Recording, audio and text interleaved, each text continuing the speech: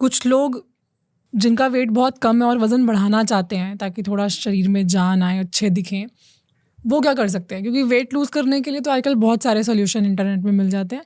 Wait बढ़ाने के लिए लोगों को कोई डायरेक्शन नहीं मिलती, उनको लगता है कि शायद सिर्फ ज़्यादा खाना इज़ द सॉल्यूशन।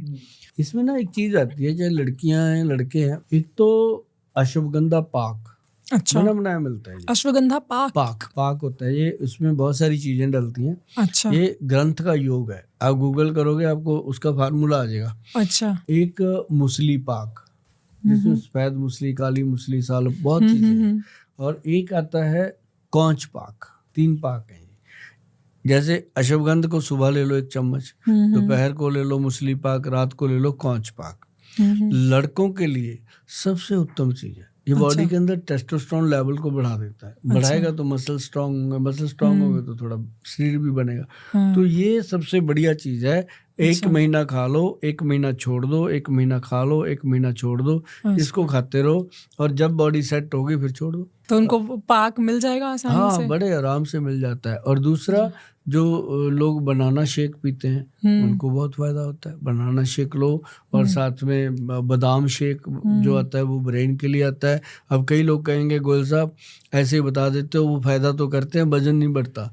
तो वजन बढ़ाने के लिए काले चने और मूंग की दाल स्प्राउट करके खाने शुरू कर दो, वजन बढ़ेगा ही बढ़ेगा। अच्छा, आपने बोला बनाना शेक, इससे मुझे ध्यान आया कि आयुर्वेद में बहुत सारे इस तरह के खानों के कॉम्बिनेशन भी हैं जो मना किए जाते हैं। जैसे कि दूध के साथ दही नहीं लेना है या खीरे के साथ टमाटर नहीं लेना। इसी तरह एक कॉम्बिनेशन है, दूध के साथ केला नहीं लेना चाहिए। और बनाना शेक में तो दूध और केला ही है। हाँ, नहीं ऐसा नहीं है, दूध के साथ केला नहीं लेना चाहिए। दूध के साथ केला तो दुनिया ही खाती है। लेकिन ये है कि बहुत सारी चीजें हैं मैडम। जैसे दूध के साथ कोई नमकीन चीज, जैसे बंदा आदमी बैठा है नमकीन भुजिया खा रहा है, पकौड़े खा रहा है, ऊपर से दूध पी लेता है तो प्रॉब्लम हो सकती है। जैसे मच्छी के पकौड़े खाए, दूध पी लिया तो वाइट स्पॉट आ जाते हैं बॉडी पे। तो ऐसी बहुत सारी चीजें, इस पे चर्चा करेंगे कभी।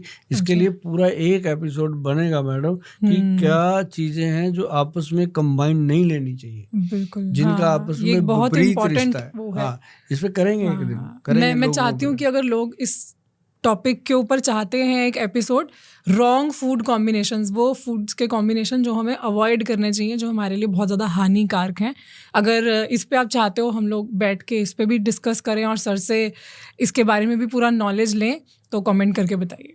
अब सर मेरे कुछ रैपिड फायर क्वेश्चंस हैं। रैपिड फायर मतलब शॉर्ट क्वेश्चंस, उनके आप शॉर्ट में या फिर आप डिटेल में जैसे आंसर देना चाहें वैसे दीजिए। तो कुछ इस तरह की प्रॉब्लम जिससे आज की जनरेशन सफ़र कर रही है मगर उनके पास कोई सॉल्यूशन है नहीं, और अगर वो सॉल्यूशन ढूंढने निकलते भी हैं तो कोई दवाई पकड़ा देता है या कोई इस तरह की चीज़ जो उनकी पॉकेट्स खाली कर देती है।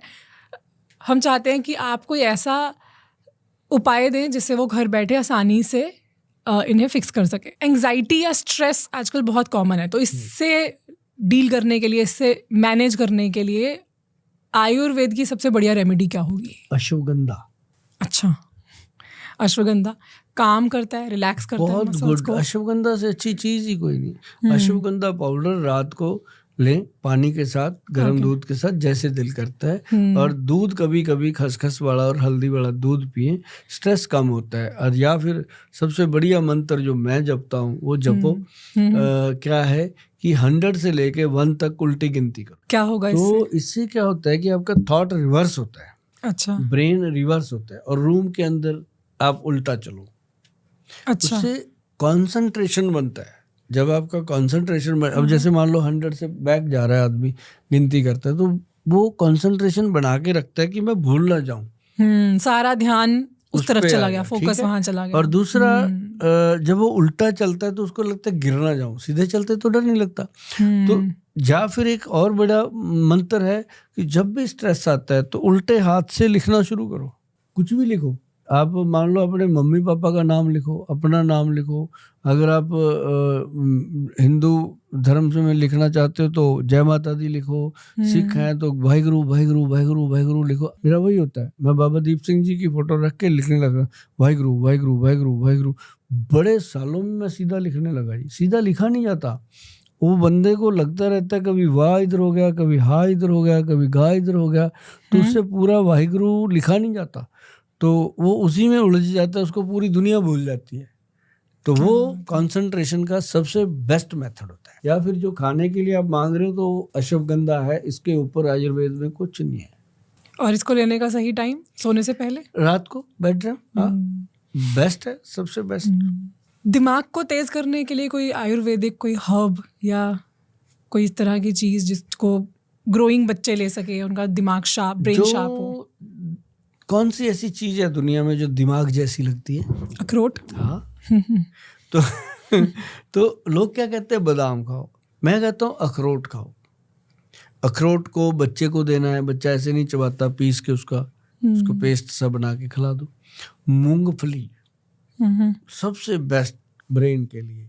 और एक चीज और मैं बताता हूँ ब्रेन के लिए, वो आता है फ्रूट में अनार सबसे बेस्ट है। अनार जो है जी वो गर्म होता है पर ब्रेन को शार्प करता है। अच्छा। और अखरोट ब्रेन को शार्प करता है। अगर जड़ी बूटी में जाओगे तो ब्रह्मी, शंखपुष्पी, अच्छा। वचा, और एक है उसके अंदर जटामांसी। अच्छा मैडम जो वचा है ना, अच्छा, ये जो वचा वर्ड है आप गूगल करके देखना, ये मेमोरी रिकॉर्डर है जड़ी बूटी। अच्छा। इसकी खुशबू इतनी प्यारी होती है, मतलब बच्चे उसको स्मेल करते हैं, खुश होते हैं। अच्छा। तो इसका बनता है पाउडर 4 चीजों का।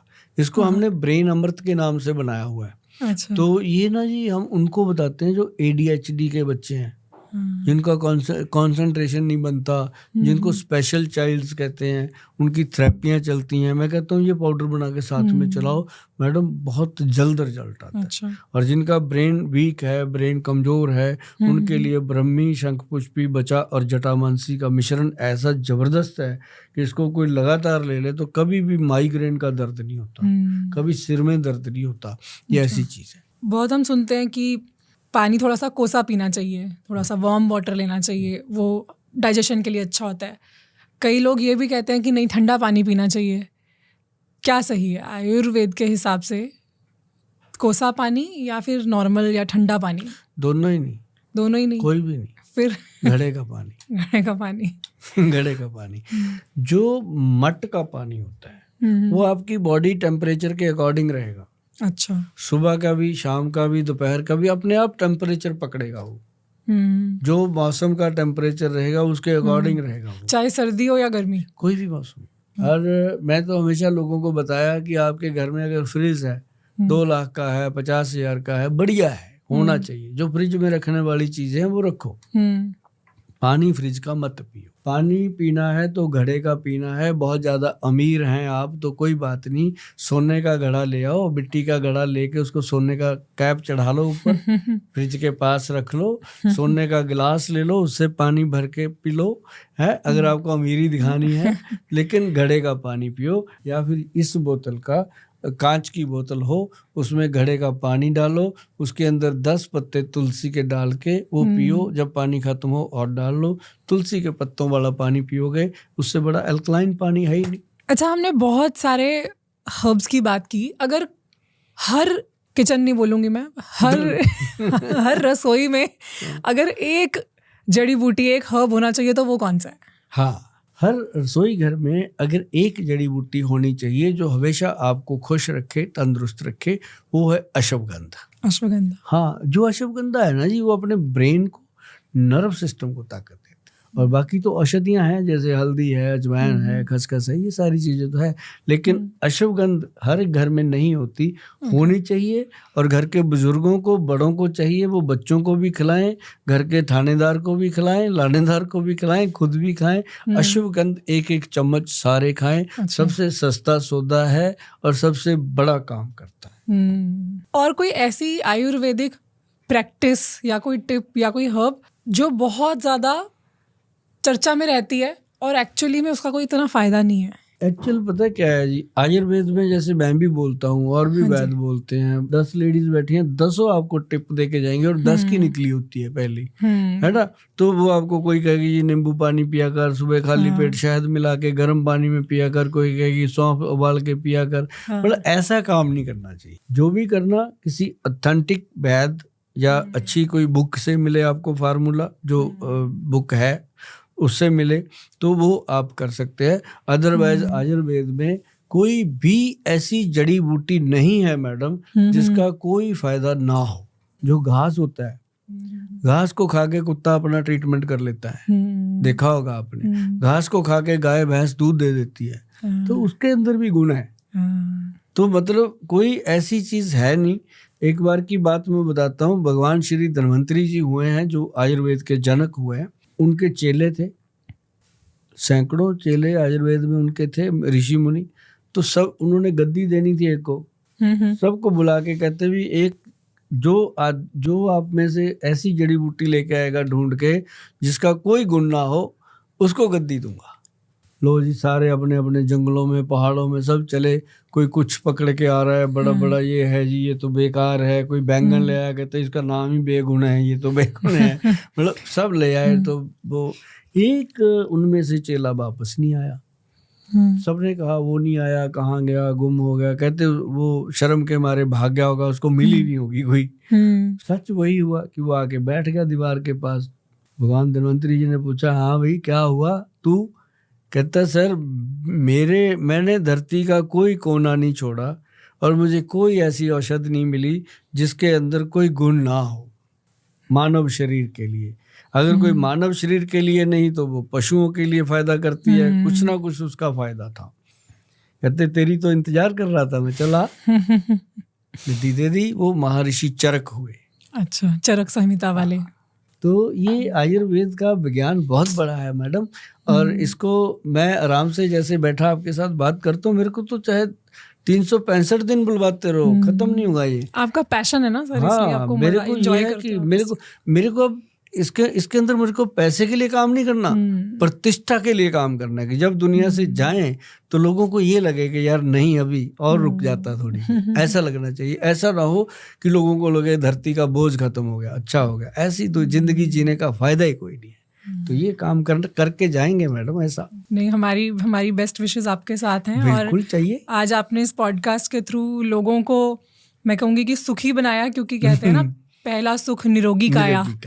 तो आपने जो आज विजडम, ज्ञान जो सब बांटा है यहाँ पे, वो बहुत ज़्यादा अनमोल है, वो बहुत वैल्यूएबल है। और मैं उम्मीद करती हूँ कि हमारी ऑडियंस ने ज़रूर कुछ ना कुछ सीखा होगा। और जैसा आपने कहा था कि 10% भी अगर सीख के वो चले जाएं तो उनकी ज़िंदगी बहुत ज़्यादा बेहतर हो सकती है। बिल्कुल। तो आई होप उनकी लाइफ बेटर होगी इसको सुनने के बाद। बच्चे सिर्फ हल्दी खाना शुरू कर दें रात को थोड़ी सी ऐसे, और एक त्रिफला पाउडर खाना शुरू कर दें, मैं समझूंगा मेरा काम हो गया। जैसे मैंने जिंदगी को जिया मस्त, वैसे जिएंगे बच्चे, जिएंगे वो।